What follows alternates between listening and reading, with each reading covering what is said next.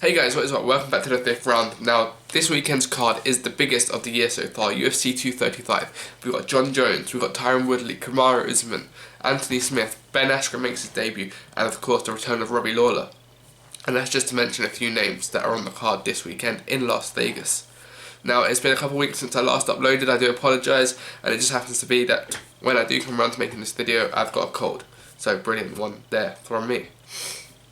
So yes, we got the likes of Cody Garbrandt in this fight card. Tecia Torres is also fighting. We was meant to have Holly Holm, but unfortunately pulled out because of rumours to the Amanda Nunes fight. So all in all, it's a good card, and of course Jeremy Stephens and Magomed Sharipov and Johnny Walker, who fought in January, is back in the octagon this weekend. But we're going to be looking at the main three fights on that. Now, of course, we're going to start off with Ben Askren versus Robbie Lawler.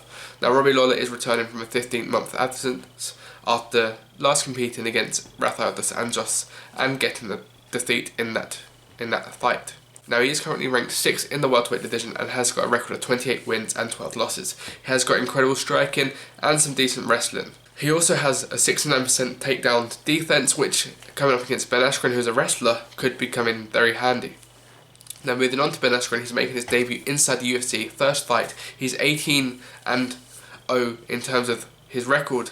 18 wins, 0 losses, are a welterweight. He is a phenomenal wrestler, former Bellator, former One Championship, and of course was part of the trade between Demetrius Johnson going to One FC and Ben Askren, the funky man, coming to the UFC welterweight division. Now, he has got incredible wrestling. It's pretty much the American version of Khabib Nurmagomedov, minus some of the submissions. He is flawless, and you can see it in his face. He's got clearly almost not a mark on him from how little he's been hit and how much damage he's taken.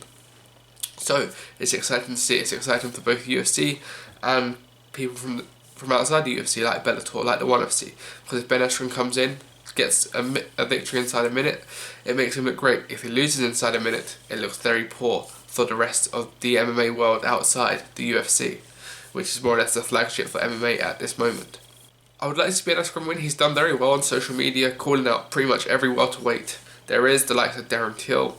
He's gone back and forth with Colby Covington, Kamaru Usman himself, and of course, the one person he hasn't gone after is the champion Tyron Woodley. They are two very good friends and have been training with each other for many years now. So it's going to be interesting what happens if Ben Askren does pick up a win, where that leaves him for the future if Tyron Woodley remains champion. So yes, I'm going to go for a Ben Askren win. I think he's going to make his debut and beat Robbie Lawler, but I would not be surprised if Robbie Lawler comes back and upsets the party for Ben Askren.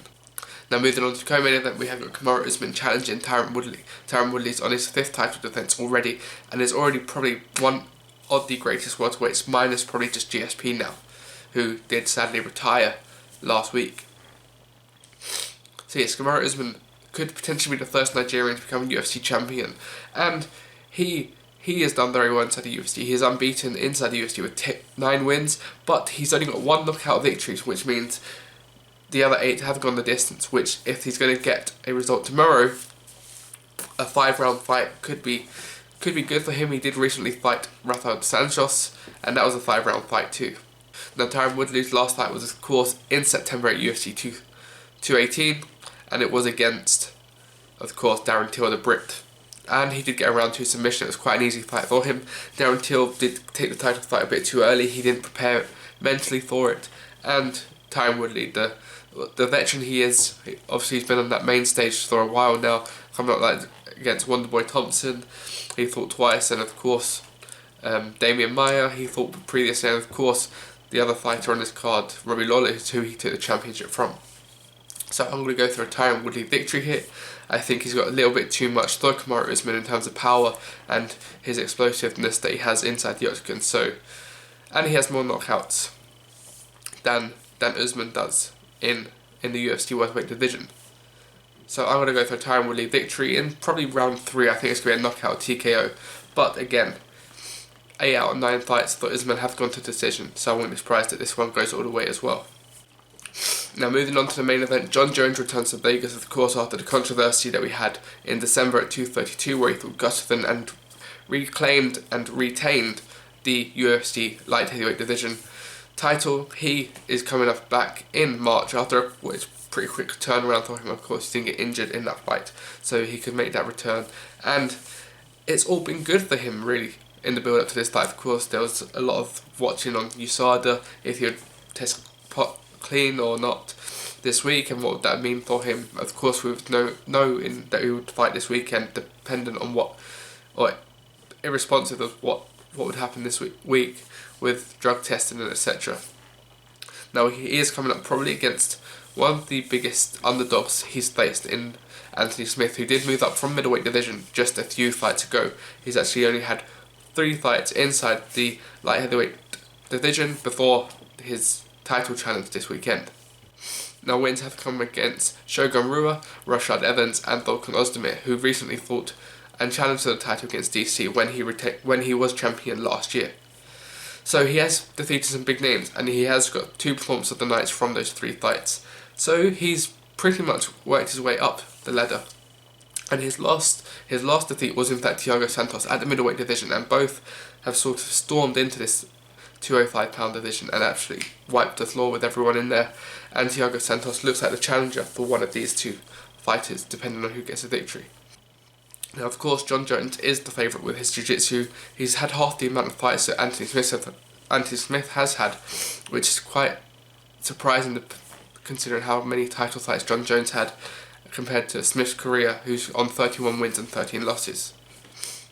So yes, he is the underdog, Smith here, but something tells me there's going to be an upset, whether it's the Usman fight or the Anthony Smith-Jon Jones fight in the main card. Something tells me there's going to be an upsetting moment, and we're going to have a new champion. Now, whether it happens against Jon Jones, whether he's trained hard enough and consistent enough, I don't think Jon Jones is taking it lightly. It's just Anthony Smith.